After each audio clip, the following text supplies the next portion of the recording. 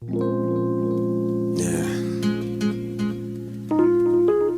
I remember me and D used to talk about this kind of stuff all the time, like what it's gonna be like when you get closer to your dreams. I didn't know much then, but I could probably tell you a little something now.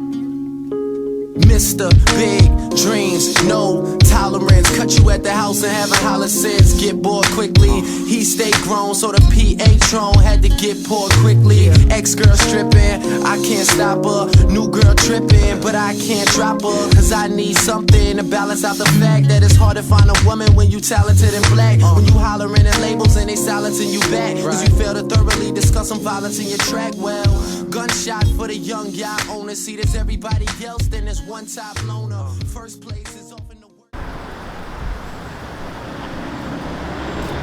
My name is Carey Scurry, the unknown. That was my name they given me as we were playing ball. No one knew where I came from. But this is the house. I was born in New Jersey, but this is the house I was raised in, here in Williamsburg. And there's a tree here that was never here. I don't know how it grew. But this is a tunnel we used to run through. There's a room exactly right here that I lived in, my own personal room. And then we had a back, I had a coop on the roof, and it was 5 birds. And I had my friend's Cavalito here lived next door. There was a known dog named Blackie around the neighborhood. Next door here was a Cool Man ice cream parlor factory. I was always get the first ice cream before they came out and give me anybody else their cones. This is the house we grew up in. Me and my 9 siblings, my brothers and sisters, you know. And a drastic thing happened in this very same neighborhood that we had to move, you know, as far as I was concerned for the children, we moved to Bedford-Stuyvesant. I went to school right here in PS 84 down the block.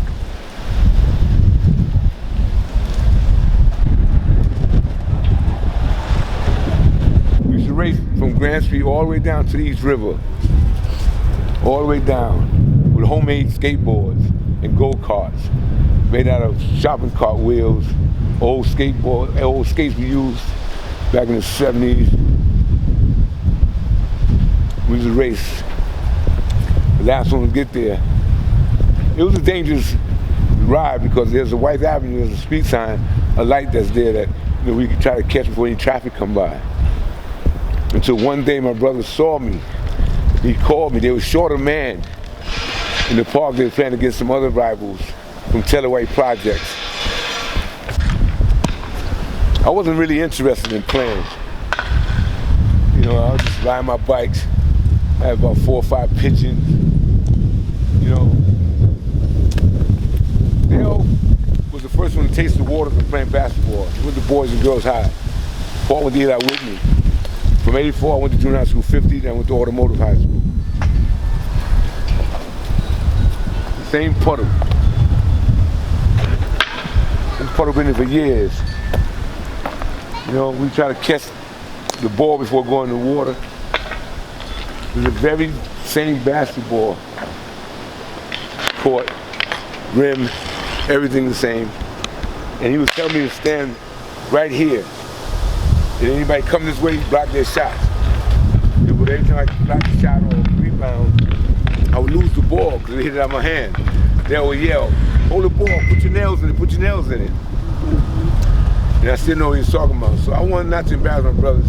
So I'll get home, I'll get the scolding from him. You know, then he thought of an idea because we had more games coming up that next weekend. And the Davis brothers were coming. These guys were pretty good. About 6 brothers, you know what I'm saying? And he had subs. And so I was sitting at home.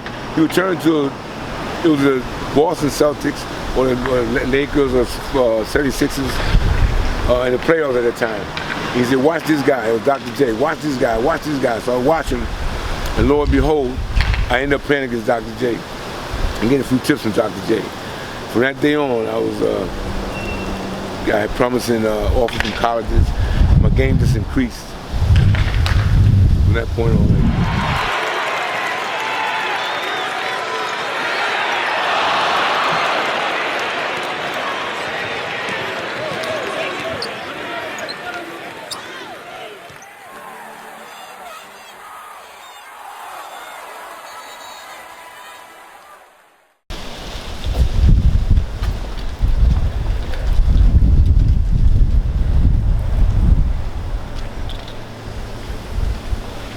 This is a local pool we used to come to when we was young.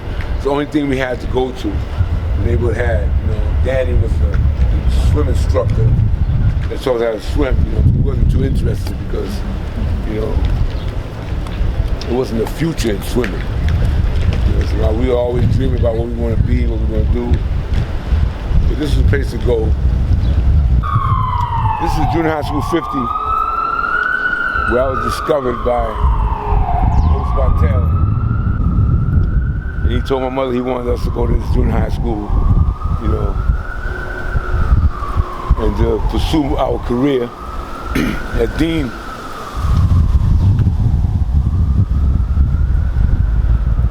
Mr. Rogers was the dean. Man, this guy was serious. He had a paddle. He catch you, get a couple of whacks. This was how we was brought up. The neighbor couldn't scold us. So he was given permission to discipline us, And that's what was the village was all about. Take the village to raise a child. But I was very rebellious,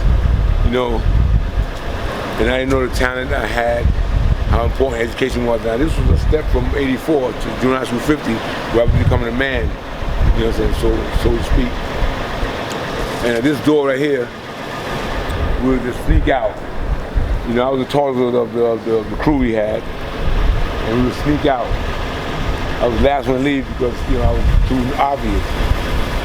To play hooky, we cut out this last door, hit Robin Street, and head to Williamsburg Bridge Plaza to go over to Delancey Street.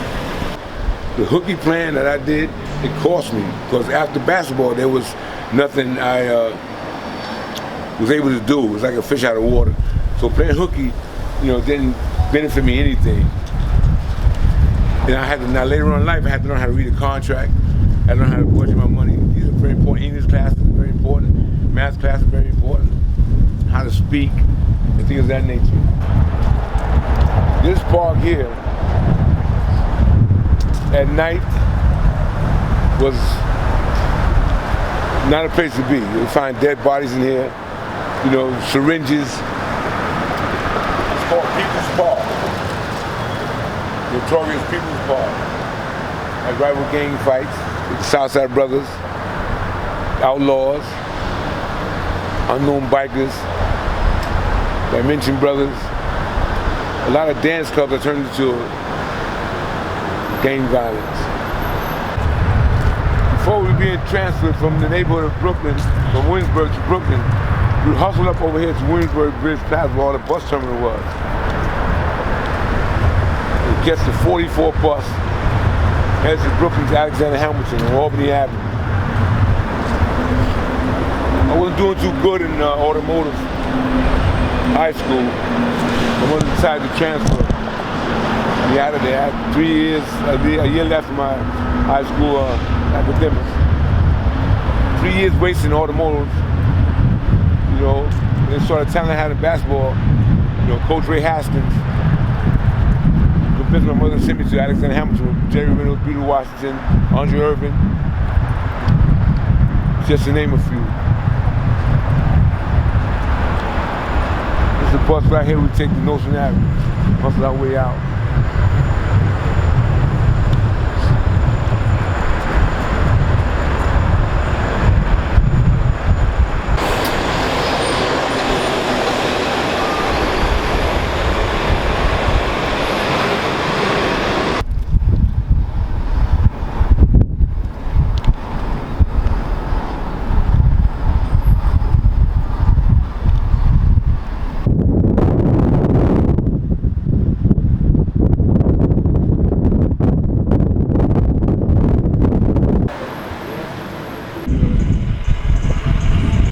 Yeah, it was unfortunate that we had a crisis in the family, a situation in Williamsburg, so my mother moved out of Camden Stern to Brooklyn, where my uncle was, Uncle Andrew, and she told him about the place here, 340 Clifton Place, and it was sad because I left my friends, and I had a culture shock here because there were more black families than there was in Williamsburg, just a few black families in Williamsburg, and we moved right here in 340 Clifton Place.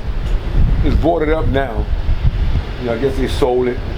You know, it once was a shelter, you know. And we were all the way up to the 4th floor, apartment 19. I was hiking up the steps, working my legs. You know, that's where I got my jumping ability from. You know. This is it right here. You know, a lot of friends I see now that's coming around. What's going on, man? All right. Yeah, I was just reminiscing on the old building. Yeah, reminiscing on the old building right here. Yeah. Come up. One of the tenants lived in the building. You know, we always, why you keep running up the stairs, man? He didn't know what I was trying to do. We found it later on when he saw me in a Utah Jazz jersey. Wow. You know? Good talking to you, man. Yeah, right. yeah, when you finish break one talk. All right. So, here it is. You know, one day I had a dream of buying the building.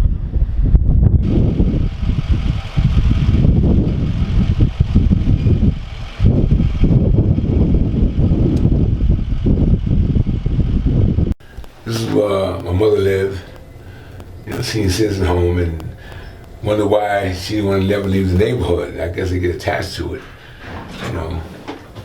This is our little mansion.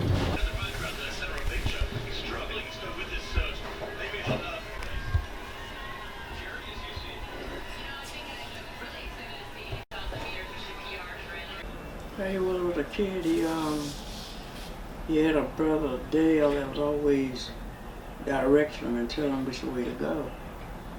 And if he didn't go that way, then Dale would get upset with him and knock him around. And sometimes he was trying to play hooky from school, and Dale got him in. He was in automotive, and he wasn't doing well in there. And so Dale took him to Alexander Hamilton. I was working, and I didn't have no time to be bothered with that kind of stuff. So then some people would see me and tell me that he saw him going this way, he's supposed to have been going this way to school. But anyway, through Dale, they all played basketball. You know, went on up through basketball. He wasn't just a kid to get in the fights and things out in the street, but he just didn't follow rules too much, like, you go to school every day and go this way, sometimes you'll go that way, you know, as some kids do. But then through Dale just followed him and almost made him go, beat him, you know. And for him to get the fuzz he did with the Jazz was because of Dale, you know, and other people that, you know, was after him. Αγγέλου. Η ωραία backdoor για το Scurry και το εκπληκτικό κάρφωμα από τον Αμερικάνο. Κάνουν το σκορ 22-21, εδώ ο Carey Scurry. Δεν μπορεί να πάρει το rebound το Λιπτηρίδη, συμφωνώ μου. Σωστά το Γιαννάκη Σταθμί για το Scurry. Εκπληκτικό κάρφωμα δεύτερο στη συνέχεια από τον Αμερικάνο. 25-23 στους δύο. It was a journey. We snuck over here one time to play against NA Rock. You didn't know about. I think Eddie said. We was on different place in A-Rock. Yeah, no, we was in Williamsburg, and Eddie had set up a game against the NA Rock crew. Poppy Baldwin was the coach. Suge,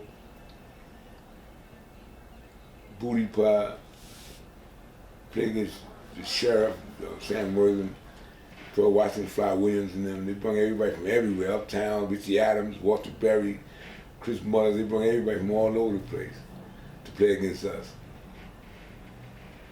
And we beat them. We had to run back to Williamsburg. Just before you came home. You always told us to stay on the stoop and don't get up the stoop. So we just shot back over there, and lo and behold, we happened to move some drastic crisis came in our family where we had to move from Williamsburg to Brooklyn. And out of safety, you know. Well, So we above to Bedford and Stuyvesant. We went back to Brooklyn. yeah, Bedford Stuyvesant. You know, and this is where we are. And then things started to change, you know. A lot of better talent came that we had to compete against.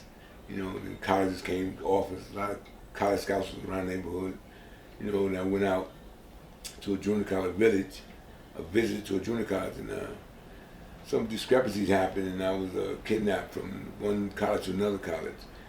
And it was a big thing on Clifton Place. The whole neighborhood had bottles, sticks, you know. And I'm glad my mother was pretty nervous about the situation. It was just a scandal at the time. I went to school in northeastern Oklahoma, from a school from Mobley. You know, it was college scouts, you know. We was at chattel at the time, you know. And out of care and concern, my mother told me to go to LIU with my brother Paul, so I played alongside him. And I had 3.5 years after he left. I did 6 months in a junior college, got my GED, came back home. After that ordeal. And I just went to, got drafted in 1985 to the Utah Jazz from LIU. Everybody said, go to the draft, go to the draft. I didn't know what they were talking about. I was like, man, go where? I was looking for a job in the mall, Albee Square Mall. You know, I went to the draft. Cousars bought me a suit, a Pierre Cardin suit, and I went. And Earl Monroe was my first agent. And we had Ron, the limousine driver. Who was your first agent? Earl Monroe. Who was no first agent? And he was Alan Herman and Earl Monroe. They were my first agent, you know. And he was so occupied and busy with his Pretty Pearl records. I switched over to Joe Glass, who's no longer with us. And you know, it was a good thing for my little brothers, Willie and Moses Scurry. They watched me go from an amateur to a professional ball player. So that inspired them to follow their brother's footsteps. You know, not as a role model, but as a role model. It's two different things, from a role model to a role model. A role model, if you follow me, I was incarcerated, things like that. Off the court, I was doing things that, you know, that didn't mix with basketball. But a role model is like the 5 Ps: proper preparation prevents poor performance, and I properly prepare myself, which is get proper rest, eat properly, you know, hit the weights and things like that, you know, for 82 games. And this is the name that these kids today should have: a role model, not a role model, because they don't see the situation that Kobe Bryant or Tiger Woods off the court they get into. They don't show that part. They show the glamorous part, which they, you know, Hall of Famers, you know, hitting 19 holes in the golf course, but there's issues outside of that, you know. It had a dark side to my life. This is the Jazz jersey right here. First throwback. I want to get the Knicks one. I wore number 22 with Utah, 20 with the Knicks, and I was prepared to wear number 2 with the Houston Rockets. But due to my car accident, I was forced to retire. I was with Utah from 85 to 89. You went to Chile? Yeah, I was in South America, went to various countries in South America and in Europe. Went to Greece, France, Belgium, That was before. Brazil, That was before you left. Chile, Argentina, Peru, Venezuela.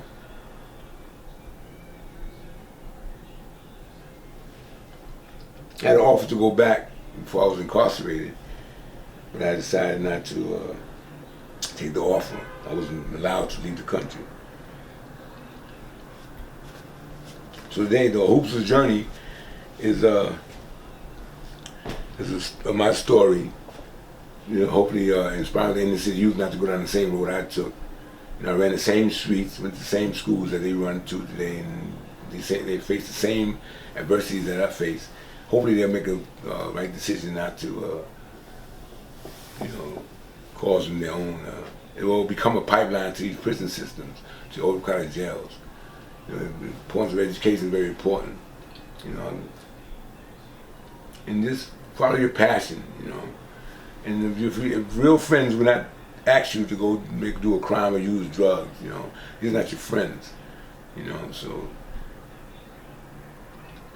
You know, and the guys, you know, we see, when I was growing up, we had like, you know, it was different at the time. We had guys, the church, the pastor, the local store owner, Mr. Roosevelt on Stuyvesant Avenue. He would inspire us to go to school and go to school and being like young entrepreneurs. So we saw a lot more black faces in businesses. Shirley King's across the street on Quincy and Nostrand. You know, a lot of black-owned businesses that inspired us. At that time, Shirley King. At that time, Mr. Brown. Mr. Brown. These are all black. Mr. Wilkins on Lafayette Nostrand. A lot of, we was inspired by these people. We saw a face that we can identify with. You know, so well, these kids today have the role models of, you know, Flacco on the corner, or just, you know what I'm saying, these guys, you know, really important to this. I'm in class with my history class, talking about, looking on the map, looking at Brazil. I said, man, I ain't going to Brazil. I ended up going to Brazil, Chile, and other various countries I thought I would never see. So this opportunity I had to see the other side of the world. And these kids have the same opportunity. They're smarter today. You speak to the kids right there. Yeah, they're smarter today. And that's what I'm doing today, you know. Hopefully give them a direction, you know, and learn from me. You know, and it's the Hoopster journey. We'll be coming soon. The book is going to be published and it's going to be coming out soon. We throw yearly events, various events with the inner city youth. All right, Mama.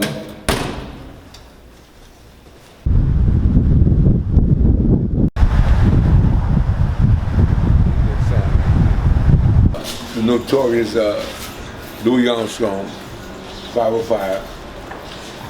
You know, that's why I stayed with during my demise. You know. All right, this is where I was down on myself, you know. And they used to call me the unknown because people really didn't know who I was. You know, I was going to speak, it's scary, but the name didn't ring bells, you know, to a few people. Come from a small neighborhood, small school, LIU, wasn't big enough, man. So one day I wore my throwback, people was like, hey, I want that. But do they really know me? You know, so I'm not a Jordan, I'm not a Larry Bird, I'm not a Magic Johnson. These Hall of Famers that was well known, so these are the top sellers right here. But you can find my throwback on eBay, you know, once I prove it, you know, to be out there for the neighborhood, for the people that's interested in it. But this is the place here when I had my demise of a car accident in Spain. You know, I played with a Spanish team and I hurt my neck in a car accident, so I started to get discouraged about my career was over. I was forced to retire from the Houston Rockets. During those turbulent times, I played on a team with 5 of myself, you know. I created a legend in my own mind. You know, I was the coach, I was the audience, I was a commissioner, you know. I was conducting interviews with myself, you know, living in a dream with my own self, you know, because I thought basketball, I thought it could never happen to me. You know, I stole, I lied, you know, in order to distort my reality. You know, I wanted the applause to keep coming, you know. Every snort of cocaine, every sip of liquor was hitting the play button, you know. So this is where I lived on the 2nd floor. You know, I would go from the top floor and just go to the house, take a bird bath and be gone, you know. And then I got arrested on Gates and Marcy. And that was when my life just started to, you know, this may sound unorthodox, but that was the best thing that happened to me, the second best thing that happened to me, you know. And it saved my life, you know, and I had a chance to rectify what transpired in my life, you know, and I hatched out a plan to give my story. Personally, I can't play, but I can also involve myself with the innocent youth, tell them what avenues to take and, you know, what road to go down, not to follow my footsteps, you know, go want to be Michael Jordans, Kobe's, and LeBron's, you know, Carmelo Anthony's. You know, just to give back to, you know, to the community. So I formed a team of multifaceted athletes who had promising careers, who also went out and made a bad decision that cost them their freedom and left them in prison. So we are doing things like that for speaking motivational speakers. You know, we have an event coming up in Solon Hole, the park in 44 on Monroe and Marcus Garvey. You know, and that's another place where I started to grow and develop my game. Sam Worthington, the sheriff, the Scurry brothers, Fly Williams, Pearl Washington, you know. I wish I could take those days back, but I can't. You know, would I change anything about my life? No, maybe the person who I am today. But there's one message I want to give you guys. Playing hooky will not benefit you nothing at all. But a setback in your life. Because you'll be dealing with your own bank account. You'll be dealing with contracts that you have to read over again. Before you sign your life on the line, you can sign your life over to a person.